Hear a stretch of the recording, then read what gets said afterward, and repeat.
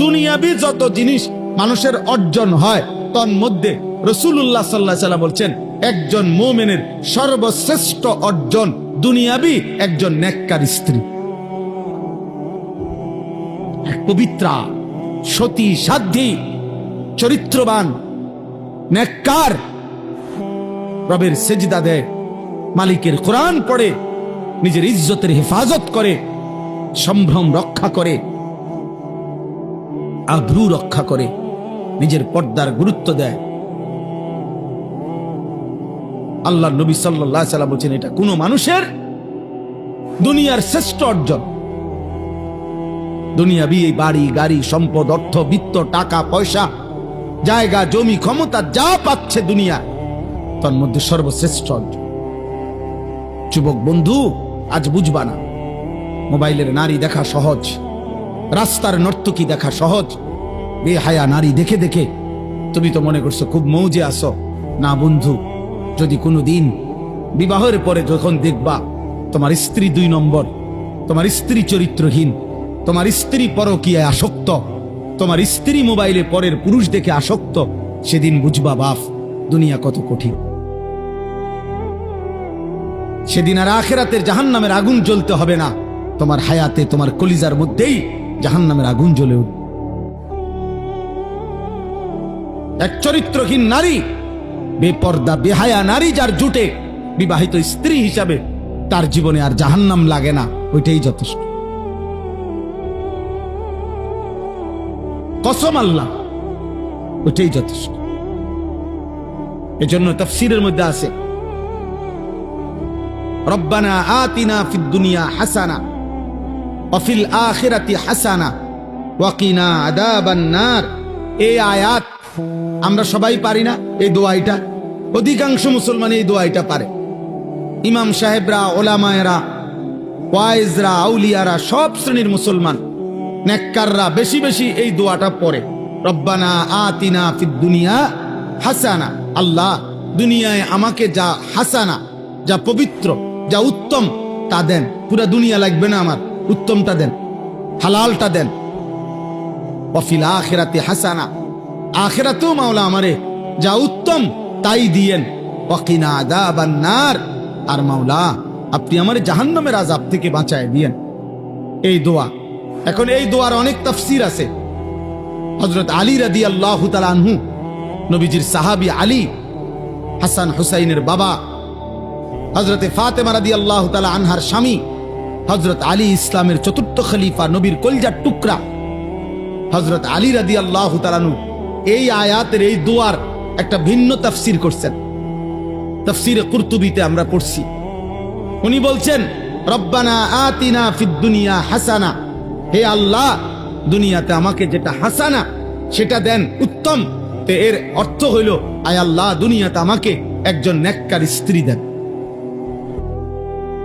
অফিল আখিরাতে হাসানা, আর আখিরাতে যা উত্তম তা আমাকে দেন।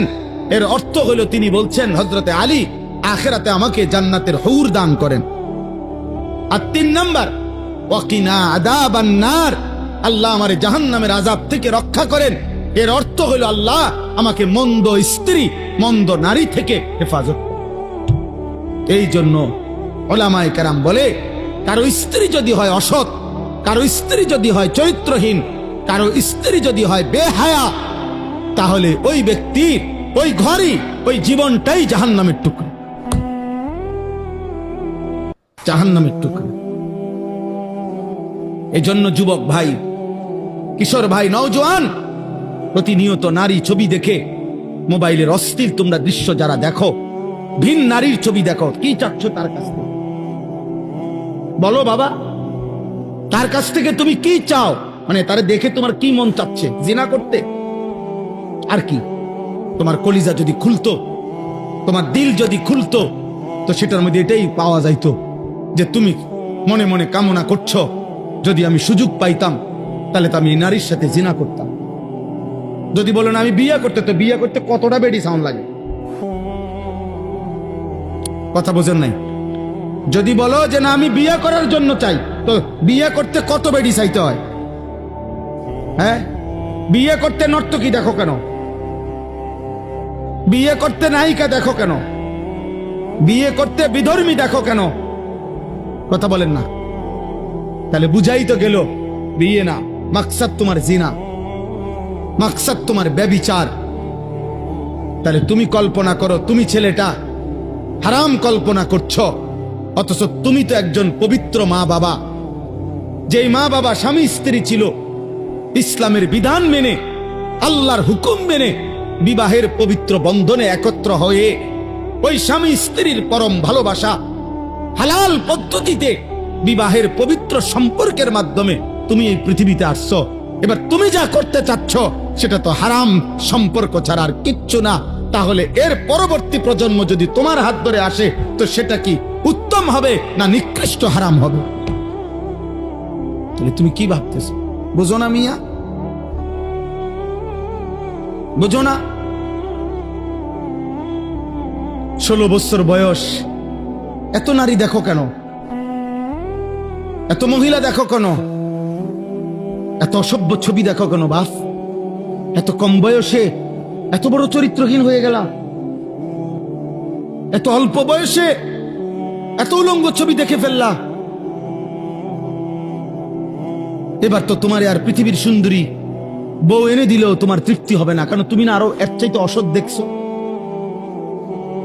আল্লাহর কসম, নবী বলছে নারী যখন বেপর্দা হয় শয়তান তাকে সর্বোচ্চ আকর্ষণীয় করে, উঁচু করে, লোভনীয় করে তুলে ধরে, দেখায়। আল্লাহ রসূল বলছেন ফাইদা খারাজাত ইস্তাশরাফাহা শাইতান। নারী হচ্ছে আওরাত, নারী হচ্ছে আড়ালের বস্তু, নারী হচ্ছে লুকিয়ে থাকার বস্তু। কন্যা হচ্ছে লুকিয়ে থাকবে, যে তার আত্মসম্মান রাখবে, যে পুরুষ তুমি ভদ্রচিত ভাবে শরীয়ত সম্মত পদ্ধতিতে বিবাহের পবিত্র সম্বন্ধের মাধ্যমে আসো, কোনো আপত্তি নাই। কিন্তু আমি নারী, আমার ইজ্জতের দাম অনেক।